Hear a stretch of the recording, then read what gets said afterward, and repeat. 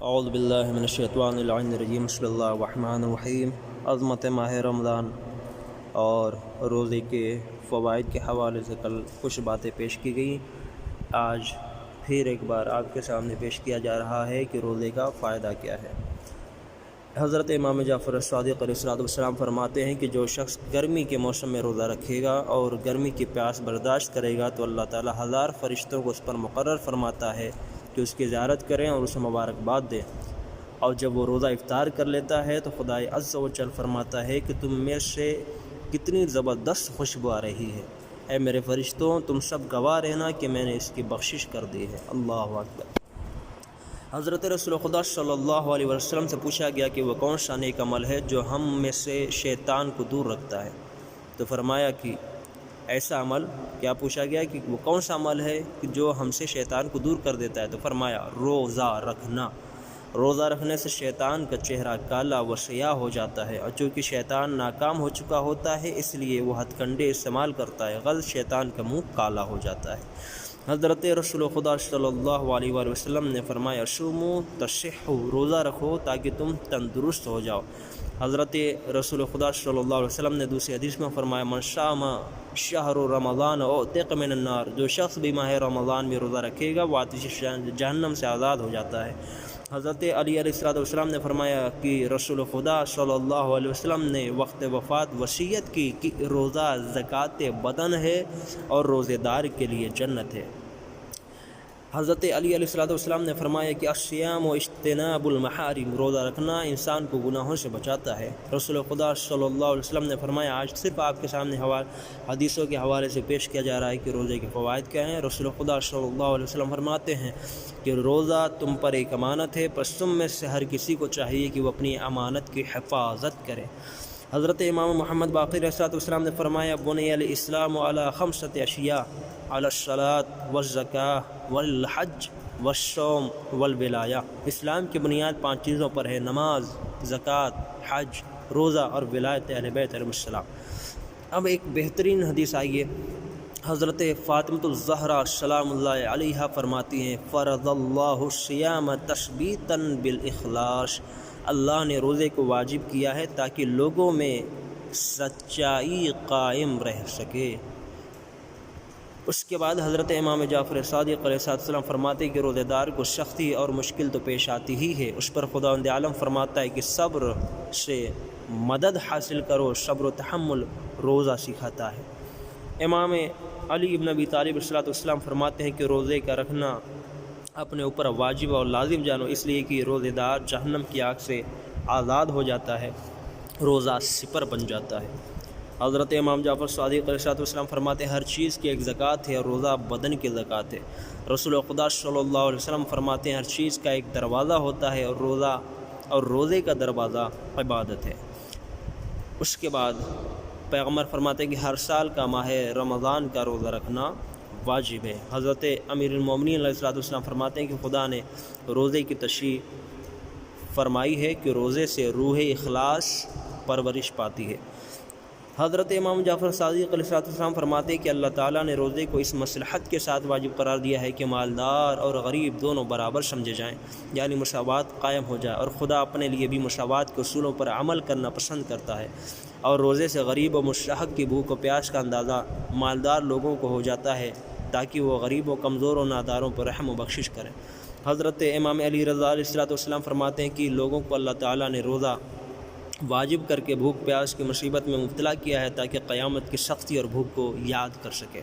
حضرت امام جعفر صادق علیہ السلام فرماتے ہیں کہ اگر کوئی شخص دن میں روزہ رکھتا ہے، راتوں کو عبادت کرتا ہے اور ہمارے ائمہ اہل بیت کی محبت اس کے دل میں نہیں ہوتی اور مر جاتا ہے تو اللہ تعالیٰ اس پر ناراض رہتا ہے، لہذا ان تمام عبادتوں کے ساتھ محبت اہل بیت بھی ضروری ہے۔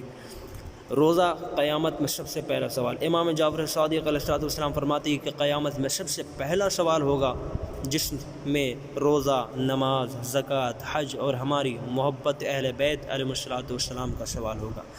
اب آئیے جانتے ہیں کہ واقعی روزہ کس طریقے کا ہوتا ہے، کس طریقے کا حقیقی روزہ رکھا جاتا ہے۔ حضرت رسول خدا صلی اللہ علیہ وسلم فرماتے ہیں کہ روزہ واجب کو پکی نیت اور اعتقاد کے ساتھ رکھا کرو، کیونکہ شک کے ساتھ روزہ رکھنا بھی عذاب الہی کا باعث ہے۔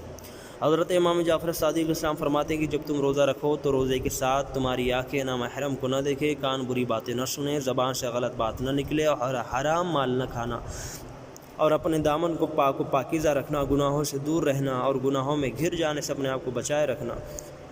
جتنا بھی ہو سکے حالت روزہ میں خاموشی اختیار کرنا اور کم سے کم بولنا، اور جو بھی بات کرنا حق شامل ہو، اس میں اس طریقے کی بات کرنا کہ جس کے اندر حق شامل ہو۔ امام جعفر صادق علیہ السلام فرماتے ہیں سب سے زیادہ اجر و ثواب کا روزہ موسم گرما کا روزہ ہے، جس کا بے حد ثواب بتایا گیا ہے۔ حضرت امام علی علیہ السلام فرماتے ہیں کہ قلب کا روزہ افضل ہے زبان کے روزے سے، اور زبان کا روزہ بہتر ہے روزے شکم سے۔ حضرت امام محمد باقر علیہ السلام فرماتے ہیں کہ ان لوگوں کا روزہ صحیح نہیں ہے جو اپنے امام کی نافرمانی کرتے ہیں، اپنی جگہ سے فراز شدہ بندہ جب تک وہ واپس نہیں آ جاتا، اور نمبر 3 جو عورت اپنے شوہر کی اطاعت نہیں کرتی جب تک کہ وہ توبہ نہ کر لے، اس کا روزہ قبول نہیں ہے، اور جو فرزند نافرمان ہو جب تک کہ وہ فرما بردار نہیں ہو جاتا تب تک اس کا روزہ قبول نہیں ہوتا، صحیح نہیں ہوتا۔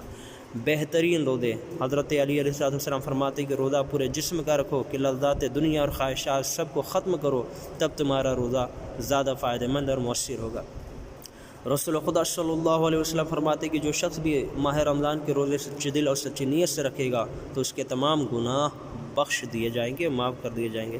تو روزہ واقعی نیت کے ساتھ ہونی چاہیے۔ اب آخر میں آپ کے سامنے روزے کی جزا اور روزے داروں کو ثواب کس طریقے کا دیا جاتا ہے، یہ آخری گفتگو آپ کے سامنے۔ حضرت امام جعفر صادق علیہ السلام فرماتے ہیں کہ روزے دار کے لیے 2 خوشیاں ہیں، افطار کرنے کے وقت کی خوشی اور خداوند عالم کا دیدار، یعنی اس کے لیے 2 خوشی ہوتی ہے کہ اللہ تعالیٰ روزے دار کو دیکھتا ہے، اس کی ایک خوشی ہوتی ہے، دوسرا افطار کرنے کی خوشی ہوتی ہے۔ حضرت علی ابن ابی طالب علیہ السلام فرماتے ہیں کہ بہشت میں ایک ایسا درخت ہے کہ جس میں سے لباس نکلتے ہیں، اور اس درخت میں سے سفید گھوڑے معزین و لگام لگے ہوئے نکلتے ہیں جو نہایت خوبصورت ہوتے ہیں، وہ پیشاب نہیں کرتے ہیں، پاک ہیں، درخت سے گھوڑے باہر نکلتے ہیں، دوستان خدا ان گھوڑوں پر سوار ہو کر جنت میں جس جگہ بھی سیر و تفریح کرنا چاہتے ہیں پرواز کر کے جاتے ہیں، اور جو لوگ کم تر درجے کے ان لوگوں کو اڑتا ہوا دیکھتے ہیں تو کہتے ہیں کہ ان کی کون سی بڑی نیکیاں ہیں جن کی وجہ سے یہ ہوا میں اڑ رہے ہیں۔ تب آواز خداوند عالم آتی ہے کہ یہ لوگ راتوں میں عبادت کیا کرتے تھے اور پوری رات سویا نہیں کرتے تھے، دنوں میں روزہ رکھا کرتے تھے، کھانا نہیں کھایا کرتے تھے، دشمنوں کے خلاف جہاد کیا کرتے تھے، جنگ سے انہیں خوف نہیں آتا تھا، اور صدقہ دیا کرتے تھے، اس میں بخل اور کنجوسی نہیں کرتے تھے۔ تو حضرت امام جعفر صادق علیہ السلام فرماتے ہیں کہ روزہ رکھنے والے جنت کے باغوں میں گھوما کریں گے اور فرشتے وقت افطار تک ان کے لیے دعا کریں گے۔ سبحان اللہ۔ حضرت رسول خدا صلی اللہ علیہ وسلم فرماتے ہیں کہ روزے داروں کے لیے جنت میں داخل ہونے کا ایک خاص دروازہ ہے جس کو ریان کہا جاتا ہے، اس در سے صرف اور صرف روزے دار ہی داخل ہو سکتے ہیں۔ سبحان اللہ، یہ روزے کا اجر و ثواب ہے۔ پیغمبر نے فرمایا کہ جنت میں داخل ہونے کا ایک خاص دروازہ ہے روزے داروں کے لیے جس کو ریان کہتے ہیں، اس در سے صرف اور صرف روزے دار ہی داخل ہوں گے۔ سبحان اللہ۔ حضرت امام جعفر صادق علیہ السلام فرماتے ہیں کہ روزے دار کا سونا بھی عبادت کا درجہ رکھتا ہے، خاموش رہنا بھی تسبیح کا ثواب ہے، اس کا ہر عمل قابل قبول اور اس کی ہر دعا مستجاب ہے۔ حضرت پیغمبر خدا صلی اللہ علیہ وسلم ارشاد فرماتے ہیں اللہ تعالیٰ نے فرشتوں کو مقرر کر دیا ہے کہ وہ روزے داروں کے لیے دعائے خیر کیا کریں۔ سبحان اللہ۔ دیکھیں، جو روزہ رکھتا ہے خداوند عالم فرشتوں کو بھیجتا ہے کہ وہ فرشتے جا کر روزے داروں کے لیے دعا کریں۔ سبحان اللہ۔